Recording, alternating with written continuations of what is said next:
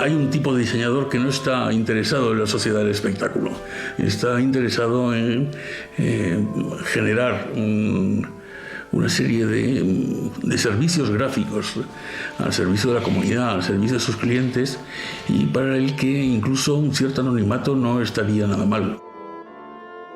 Yo no diría nunca Alberto Corazón. Yo he estado con una persona que hace este tipo de cosas, ha hecho no sé qué y se propone hacer y se autodefine. Sería hay una expresión popular que dice: más feliz que un tonto con un lápiz. Bueno, pero he estado con un tonto que es tan feliz con un lápiz.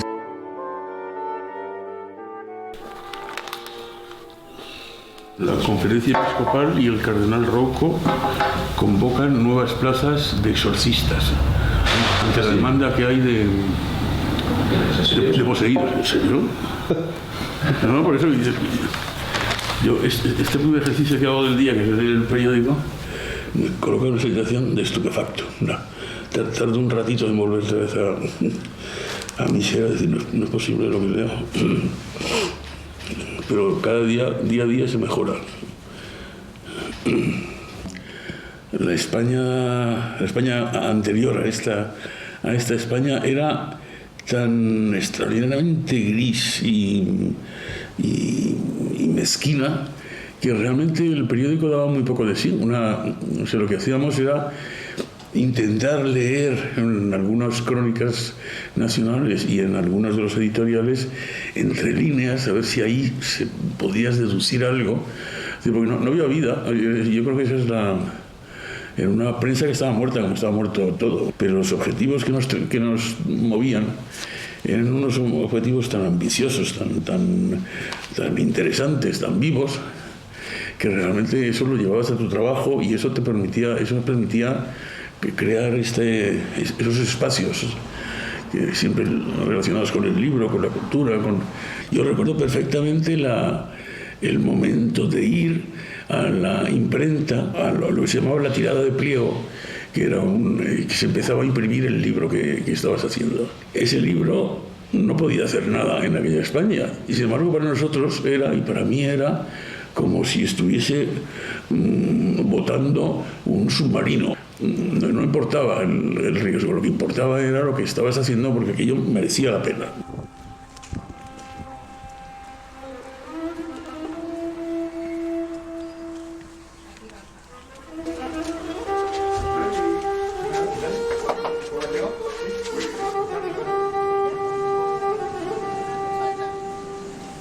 En los últimos 15 años ha habido una revolución tecnológica en las artes gráficas equivalente a la de los 150 años anteriores. Lo que mantiene en común, el nexo que mantiene en común toda esa tradición de artes gráficas son las personas.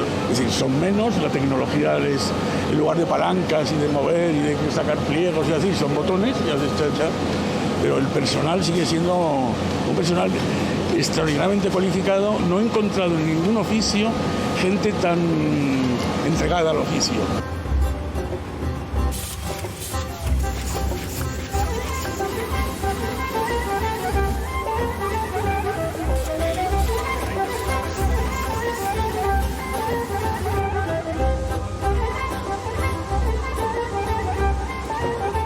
El punto de partida es además una imagen muy precisa de mi abuelo cogiéndome de la mano en la Plaza Mayor y llevándome a la imprenta que tenía con el señor Marina, me acuerdo, y entrar en aquel taller.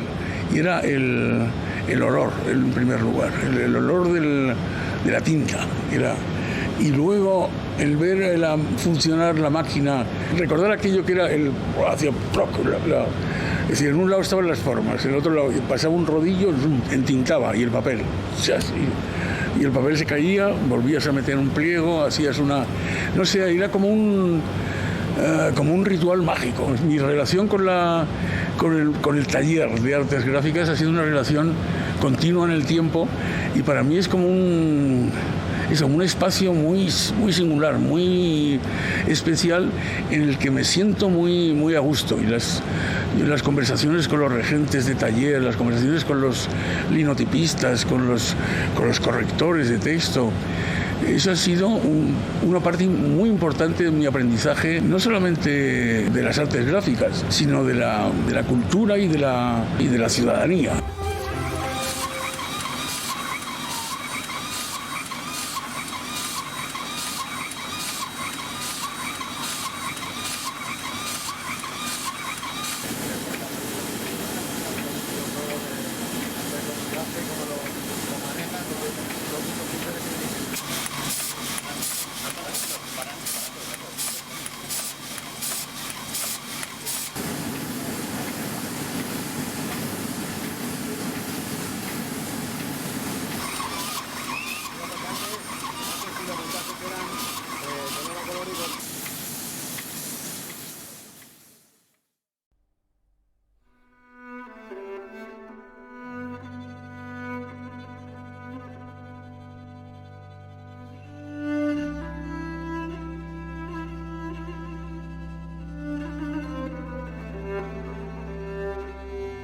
El sentido de estar en una comunidad y de estar responsablemente dentro de esa comunidad es un punto de partida para mí absolutamente imprescindible. Precisamente por eso es por lo que he rechazado siempre el protagonismo del diseñador. El diseñador es alguien que está al servicio de la comunidad, interviene con sus habilidades, sus destrezas, sus conocimientos, y que su contribución tiene que ser una contribución a mejorar ese entorno, a mejorar esa calidad de vida. El respeto a las personas y a la opinión de los otros es algo que también para mí ha sido completamente esencial. Siempre insisto que la primera condición del diseñador es saber escuchar. El diseño vive del encargo y por lo tanto el que te encarga algo es porque tiene un problema que piensa que tú puedes solucionarlo. A partir de ahí es muy importante escuchar al otro. Y escuchar al otro significa también saber discriminar entre lo que te está contando, lo que él cree que te está transmitiendo y lo que tú estás ya percibiendo por puro oficio, por experiencia, que es el meollo del problema.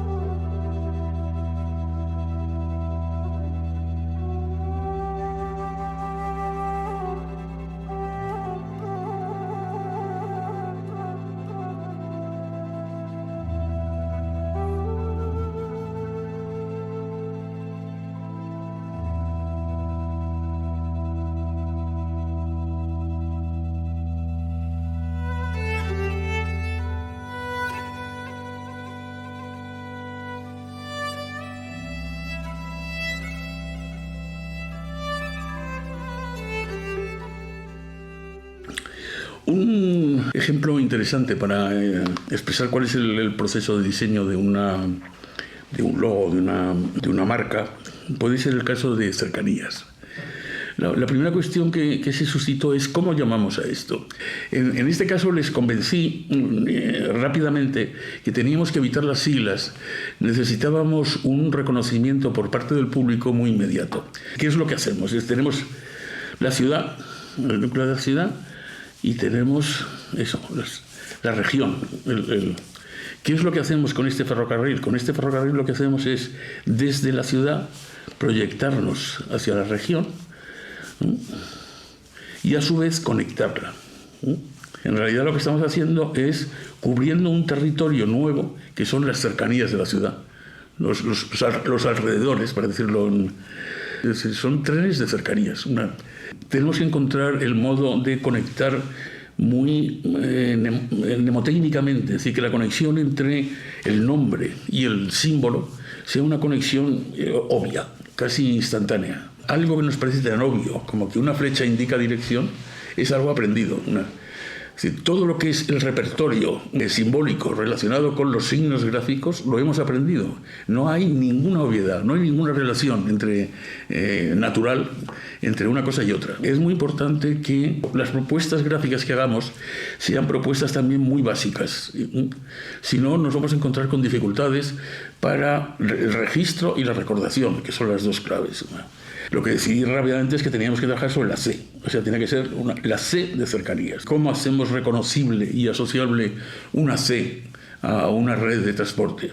Y la sugerencia era inmediata. Es decir, la C está interrumpiendo el círculo, que es la rueda, de modo que lo que hagamos sea una C y al mismo tiempo sea una rueda. Eso resultaba muy eficaz desde el punto de vista gráfico, pero demasiado obvio. Si es demasiado obvio, también es difícil la recordación, porque lo que es obvio no se recuerda, simplemente registras y pasas.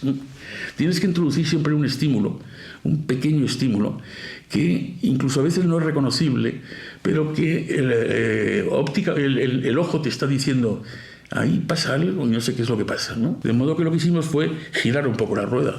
De modo que lo que teníamos era una gran rueda, un campo.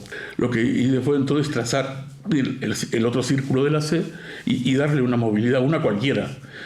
Y entonces lo que hicimos fue darle justo la asimétrica respecto de lo que es la posición de la C para que tampoco la ruptura fuera una ruptura excesiva. De modo que lo que teníamos es la C, que curiosamente en las encuestas y en los trabajos que hicimos, nadie decía que fuera una C cambiada. Entonces decía, sí, una C. O sea, tiene la letra tiene esa simetría asimétrica, de modo que lo que hicimos fue esta operación y hacer ya eso sobre el campo rojo, la C en blanco. Y eso significó eso representaba, nada más verla, era evidente. Como diseñador he tenido que afrontar la resolución de problemas de comunicación, por ejemplo, para una pequeña organización de vecinos hasta una gran corporación industrial. Y ahí es exactamente lo mismo. El valor que le doy es exactamente el mismo para mí. Hay un proverbio chino que dice que cuando el sabio señala a la luna, el necio mira al dedo, ¿no?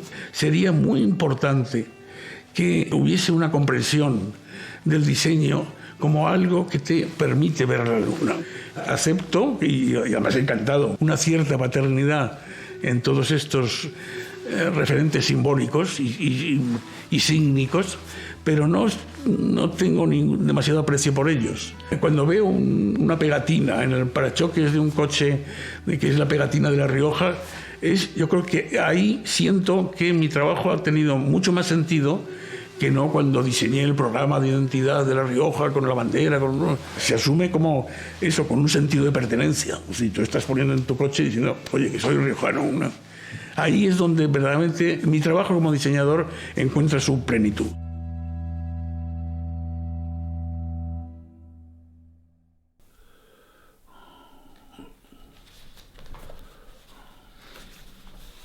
Hay una palabra que yo creo que es la que enmarca claramente todo esto, que es identidad. La necesidad de identidad es una necesidad anclada profundamente en nuestro psiquismo. La identidad es la clave que nos hace ser humanos, que es la adscripción al grupo. Es decir, lo que diferencia, para entendernos así en líneas muy generales, al neandertal del cromañón es que el neandertal va por libre y el cromañón aprende que tiene que juntarse y que es el grupo la clave. Ese sentimiento de pertenencia es una necesidad absoluta. Eso se da en la adolescencia, y todos los problemas que hay es porque el grupo, la pandilla, muy por encima de los profesores, de los padres, y eso se va transformando a lo largo de la vida exactamente del mismo modo.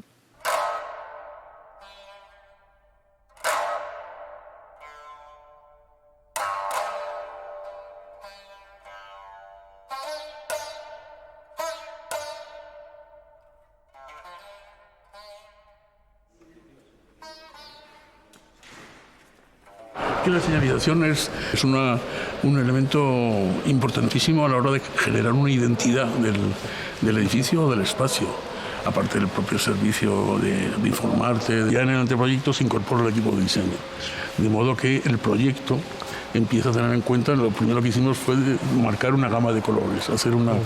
Es decir, el proyecto tiene que tener esta gama de colores, tiene que utilizar esta tipografía, la futura lectora. Tiene que, es decir, una serie de elementos que, bueno, tan es así que, primero de todo, fue esa gran flecha indicando eso, aquí, clac, aquí como caída del cielo, plaf, en esta zona de Madrid va a estar la casa del lector, y que esa señal la hayan recuperado y esté formando ya parte del entorno de la propia casa, ¿no?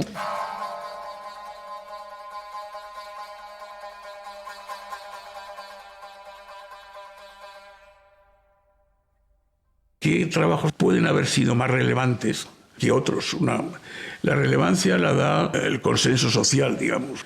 Es decir, desde el punto de vista social, lo que se percibe, lo que se registra y lo que se maneja son el final de un proceso, que es un logo, una marca, identidades del tipo que sean.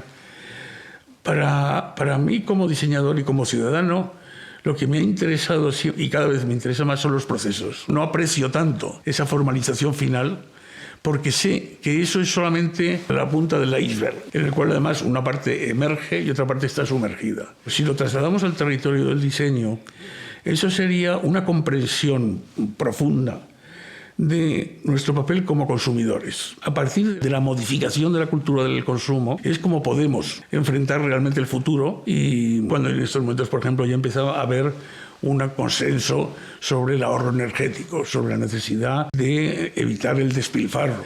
Todo esto a mí me parece que es el asunto de fondo. Y a ese asunto de fondo nos ayudaría mucho la comprensión de que el diseño está ayudándote.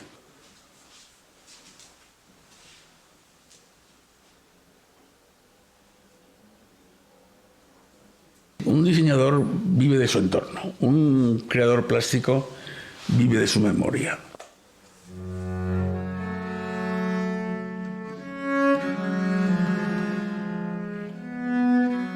El diseñador remite a la realidad que le envuelve, una realidad que en cada momento ofrece oportunidades y limitaciones muy concretas.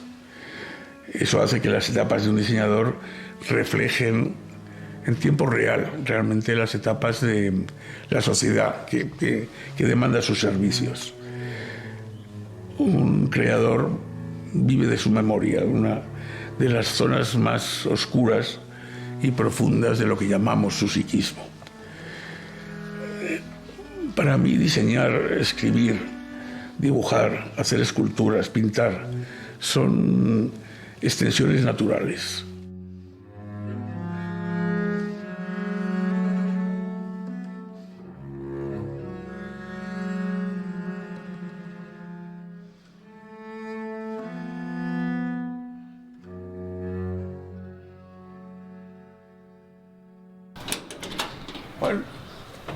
Muy buenas. ¿Qué tal? Muy bien, estamos aquí. Hola, ¿qué tal? Adelante. Sí. Y lo que hace Juan, que no hace nadie, es estos negros intensos aquí y este otro fondo más arenoso, más... El grabado consiste en hendir el cobre, hendir la plancha. Y tiene que ser siempre un trazo más nítido, más claro, más... Lo que se consigue con esta técnica es algunas de las propiedades de la litografía, que ahí sí es posible el trazo, parte más personal, más gestual, que eso sí es propio de la litografía, pasarlo al grabado, que es el... El efecto es más parecido, es un efecto un poco litográfico, sí. Todo este efecto de trazo, ¿no? De trazo, sí. Esta zona de aquí queda como un poco artificial. Esto está entintado con una tinta negra, con toda su opacidad y con toda su fuerza, además una tinta bastante densa. Pues añadimos transparencia hasta que veamos que está en ese punto. ¿Quieres hacer prueba en negro o nos tiramos a por...? Nos tiramos ya al azul, ¿no? Un azul. Ya, fíjate que la mancha en negro entre este y este prácticamente no hay diferencia, sin embargo los violetas que aparecen ya aquí, y sin embargo yo voy por aquí más todavía, ¿no? Sí, sí. Bueno, pues en principio vamos a empezar por aquí. Claro.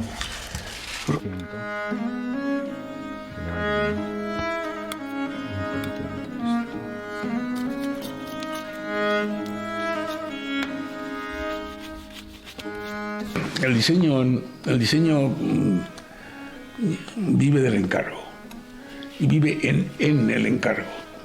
Y ahora los encargos se han vuelto en general pequeños, escasos y muy mezquinos. Agónicos en el sentido de nacer sin futuro. Todo es inmediatez y carencia de sentido. Es lo que corresponde a una realidad que estamos viviendo política y económica que se muestra corrompida y sin futuro. Los peores tiempos que me ha tocado vivir como diseñador son curiosamente estos, no los tiempos de la dictadura. Esta conciencia de final de una época y para la necesidad de enfrentar una nueva época es lo que en estos momentos me resulta muy estimulante. Esta mirada retrospectiva a 50 años de trabajo como diseñador está siendo realmente una bendición. Y es una bendición porque me doy cuenta que he tenido la gran fortuna de participar en primera persona en la evolución de la sociedad española en estos 50 años. Una evolución que, vista desde mi trabajo como diseñador, ha tenido un hilo conductor que es el de buscar la necesidad de una sociedad libre y abierta.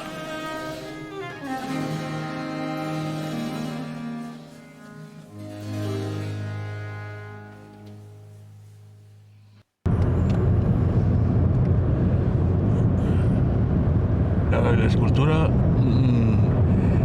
requiere esta última fase, claro, si no hay escultura, y es algo que no está, pues tienes un cierto control de ella, pero es bastante aleatoria. Es decir, a lo largo del proceso de fundición, primero de creación de los moldes, de los vaciados, la fundición, esos son procesos complejos en los que cada paso que das se producen cosas que además son irrepetibles.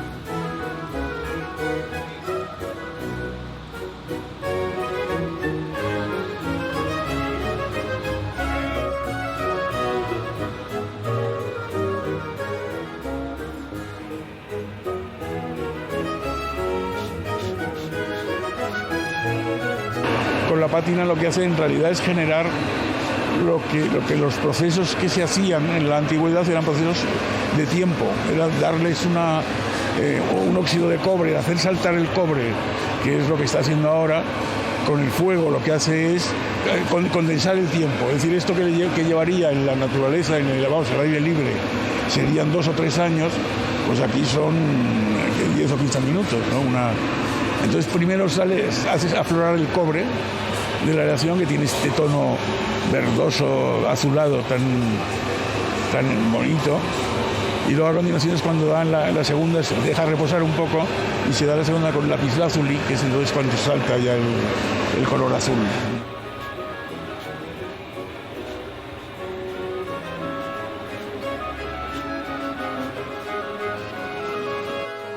Hay 2 tiempos, uno el tiempo de la representación de lo que es la pieza y el tiempo que aparentemente tiene, y luego el tiempo de dar por finalizada la obra, que es una...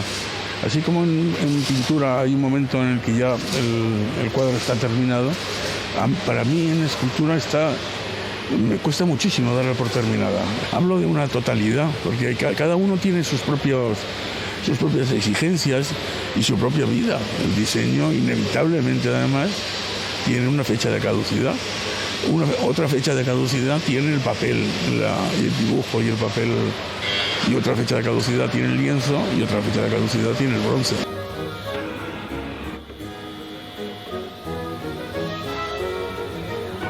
La obra de arte la obra de creación no tiene explicación. Cuando dicen, oye, ¿podéis explicar? No, es inexplicable. Lo que importa es dar referencias.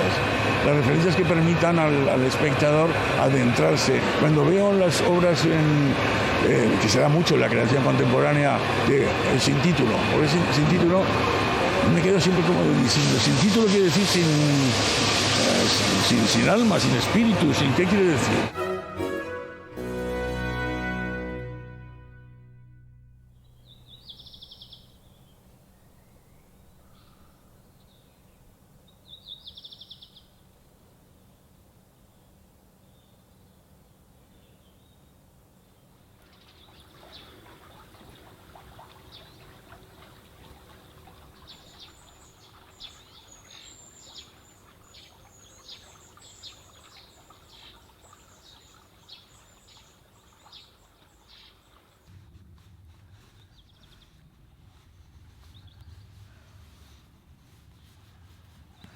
El proceso de creación, en la creación plástica, está abocado inevitablemente al fracaso.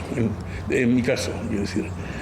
Es decir, sé que no voy a poder hacer todo aquello que querría hacer, y eso es lo que hace que en el momento en el que acabas una obra sientes la necesidad imperiosa de afrontar la siguiente. Quizá en la siguiente sí podré lograrlo, sabiendo que nunca se conseguirá, afortunadamente quizá, ¿no?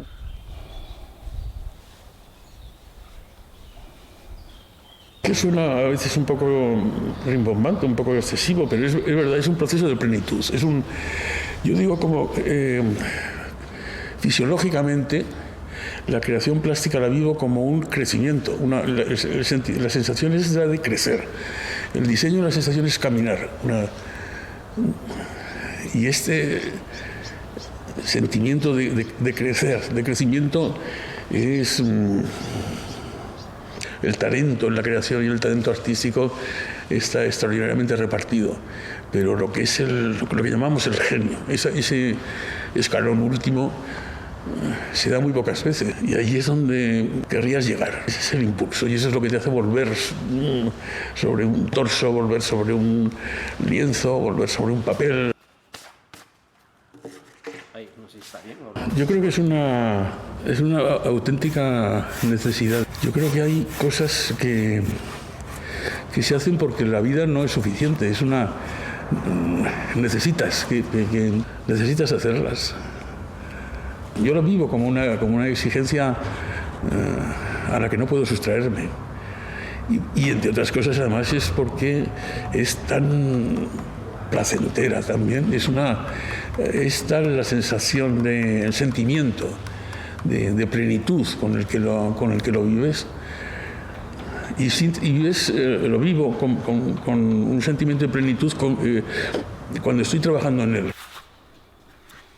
Está alejado además absolutamente de toda esta retórica que rodea en el arte contemporáneo la creación plástica, que el sentido de haberse convertido muchas veces más en una experiencia mediática que no una experiencia interior. Siempre me ha parecido luminosa un aforismo de Wittgenstein que decía que los límites de tu lenguaje son los límites de tu mundo.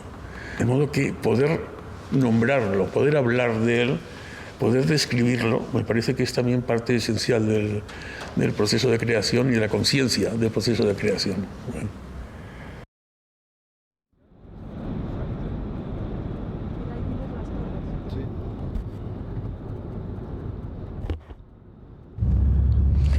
Un día alguien me contó que habían vendido un librero, que habían vendido un libro que explícitamente el lector le había confesado que lo había comprado por la cubierta, que es una cosa verdaderamente a la que un diseñador un poco sensato no aspira a eso, ¿verdad? Pero el librero me lo decía como si fuera a recogerlo como un premio, esa cosa. La palabra escrita, la tipografía y la imagen es que no es solo que nos acompañe, es que determina nuestros comportamientos en la ciudad, en el despacho, en casa. Fíjate, todas estas historias que estamos viendo en ese trayecto, imágenes y tipografía. Miramos de un modo muy particular, que es propio del diseñador, y en ese sentido es la autoría sobre un logo, unas marcas, unas señales. No sé, yo desde luego no lo registro como autor, digamos, sino como parte de alguien que está trabajando en todo este sistema de signos que nos envuelve continuamente y que es utilísimo e imprescindible. Si fueran seres vivos los logotipos, sufrirían unas torturas verdaderamente terroríficas, ¿verdad? Sería objeto del defensor del pueblo. Sí, no, oíme, que sobreviven, pero a condición de un martirio constante.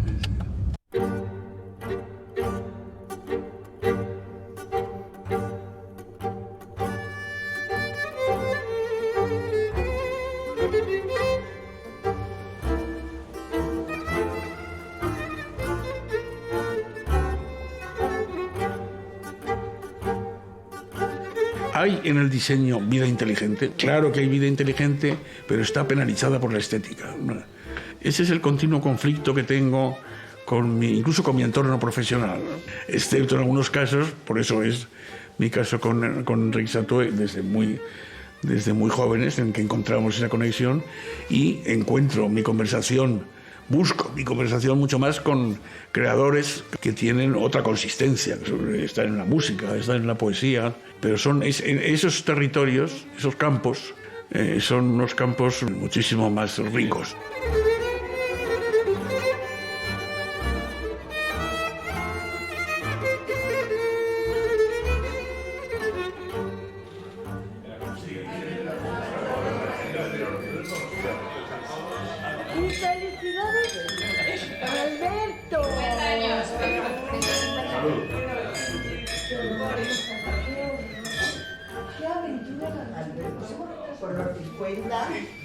Bueno, yo diría que el caso de Alberto es paradigmático en este sentido.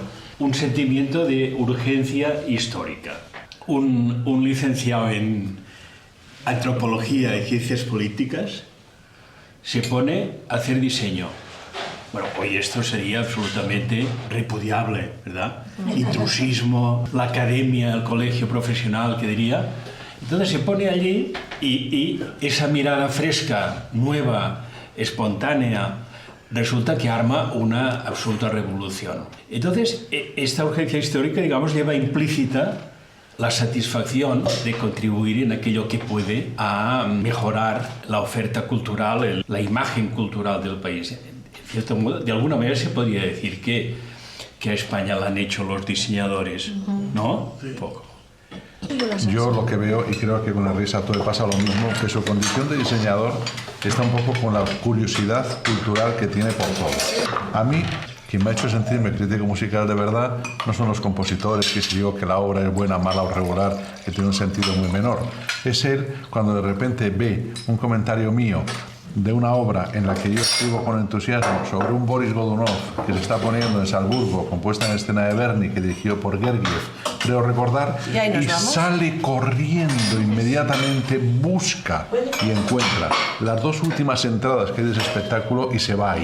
Y desde ahí hace un dibujito y tal, después del espectáculo, en que está entusiasmado, y uno se siente que lo que está haciendo es una cosa útil, porque ha transmitido un poco la ilusión de lo que está haciendo al otro. Yo creo que entre las dos esferas tuyas hay un toma y daca constante, ¿eh? Y estamos olvidando un aspecto tuyo. No eres ni grafista ni pintor, sino que eres escritor. Y que has escrito mucho, mucho. Yo creo, fíjate, Enrique, el salto diferencial se da en el 92. En el 92 la Expo, vista ahora retrospectivamente, es demoledora. La Expo inaugura, por un lado, la corrupción como un modo de operar. O sea, institucional. Sí, institucional. Institucionaliza la corrupción, eso es.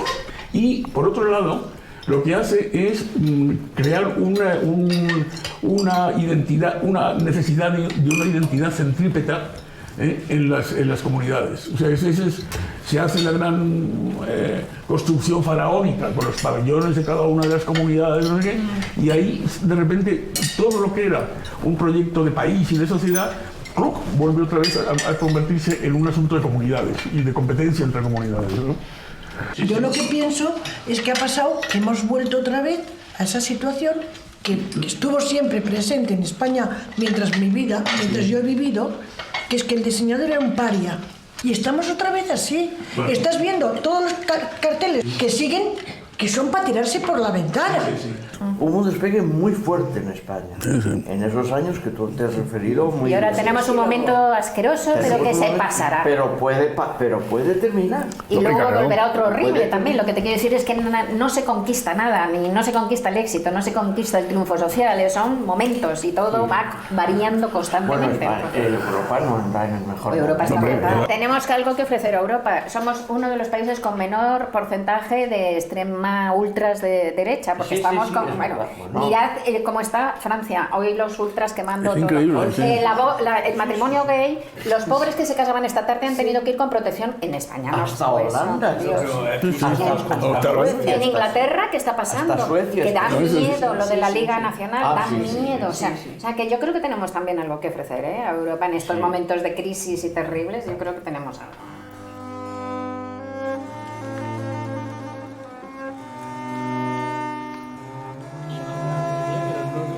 Eso lo que es mucho más divertido. Son como los cuadros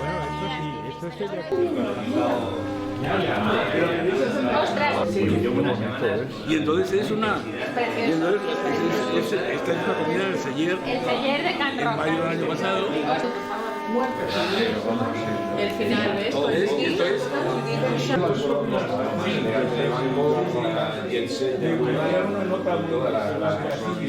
Os recuerdo que es un cuadro así, de este tamaño, en el que la cesta de frutas es una...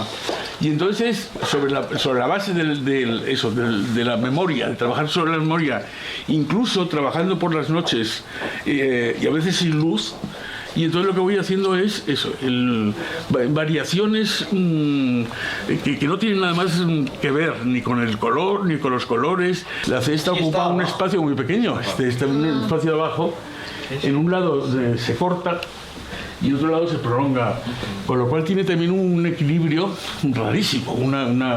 Esta es una memoria inconsciente, Sí, en el momento de realizarla, ¿no? Quizá en el momento de plantearla es la memoria lógica, pero en el momento de expresarla funciona un inconsciente también. Por eso te preguntaba si tú en el trazo a veces dejas como un aspecto automático. Claro. A veces he pintado casi la oscuridad. O sea, de noche y tal como está ahora, un poco, y sin esta luz, claro. Cuando ves luego los colores, por la mañana de repente dices, ahí va. Y además es eso, por la mañana vuelves. Es como los tiempos de Reyes, de los Reyes Magos, que te levantas a ver qué. Genial. Sí, 400 años más tarde, en el repliegue de la memoria del pintor. Sí. Y entonces son cuadros que eso sí es el proyecto, hacerlos lo que se llamaba en una sola sesión. El repliegue de la memoria está Eso es precioso, sí, porque se queda, ¿verdad? Se queda, pero la memoria no lo sabe. Sí, exacto. Sí, en general son 3 muy días. bueno, Es sí. una... Se sale para allá, ¿no? Se sale, sí, mira, sales por allí y la primera a la izquierda, por donde va a ir el taxi. Primero a la izquierda, segunda. Y ya está. ¿Dónde vais? ¿Tenéis el coche aquí? Sí, este es. ellos no van en taxi. Oye, ¿a ti te gusta la tipografía, Tito? Hombre, me encanta. Es claro, fabulosa, es la más bonita que hay para mí. En la revista Harper's Bazaar del mes que viene o el otro, sale una página que les he diseñado yo en homenaje a la Didot. ¿Pero qué dices? Claro.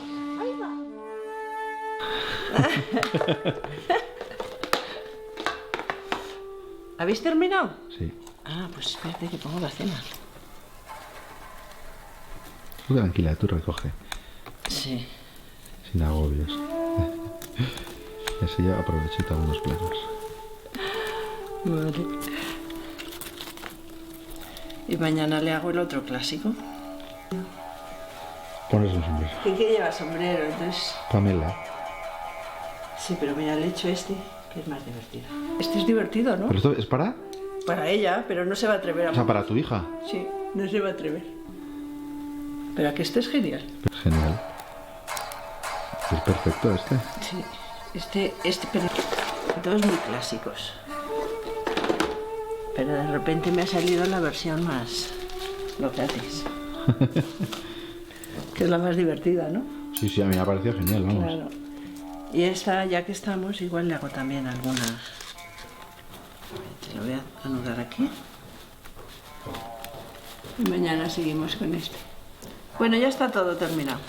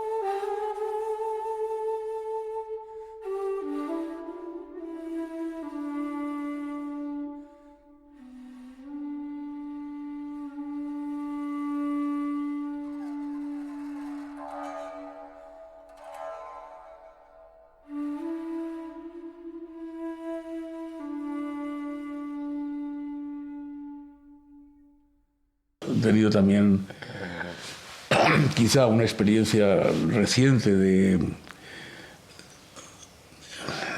muerte en vivo. Es decir, me hicieron una operación de corazón a corazón abierto y tuve una vivencia clarísima de que estaba en el final del túnel y la vivencia clarísima también de que el final del túnel era el final del túnel. Después no hay nada. Nada, no hay. Por lo tanto, y eso lo que ha hecho ha sido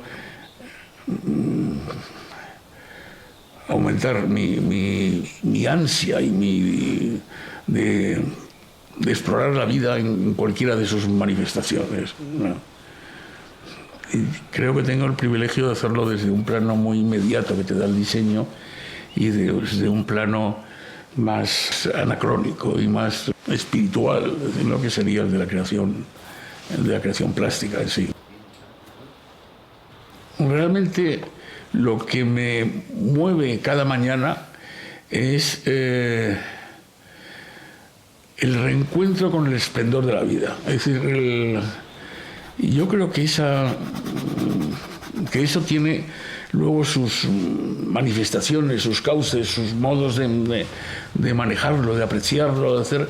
Y ahí vuelvo a encontrarme con que diseño, creación, es cada vez más un continuo, la vivencia básica y elemental de que tenemos un tesoro extraordinario que es la vida.